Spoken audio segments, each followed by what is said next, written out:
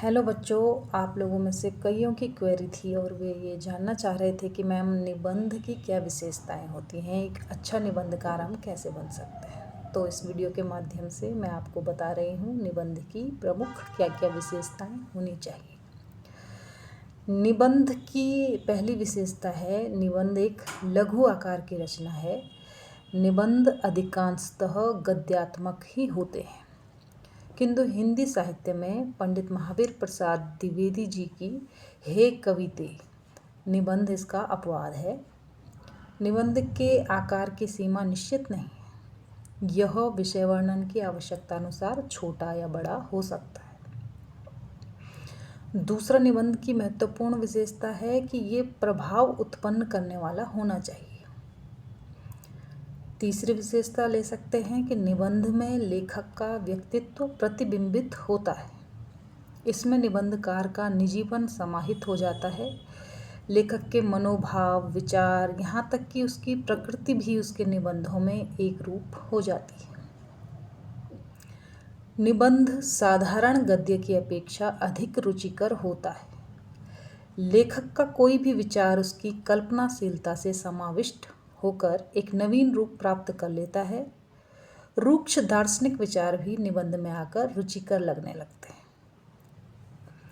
निबंधकार की यह विशेषता होती है कि वह सामान्य से सामान्य विषय को भी महत्वपूर्ण बना सकता है और सूक्ष्म से सूक्ष्म मनोवैज्ञानिक विश्लेषण भी बड़े रोचक ढंग से प्रस्तुत कर सकता है।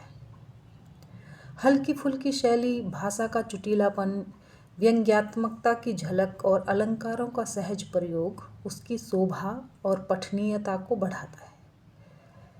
निबंध को हम गद्य का मुक्तक काव्य भी कह सकते हैं। इसमें गीति काव्य किसी तन्मयता की अनुभूति होती है जो पाठक को लेखक के विचारों एवं भावों के साथ बहा ले जाती है।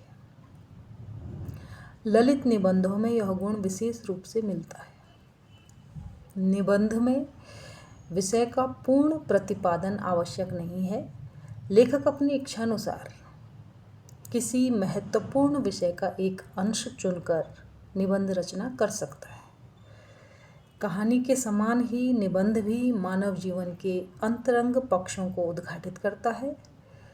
निबंध में लेखक के व्यक्तित्व की प्रधानता होती है।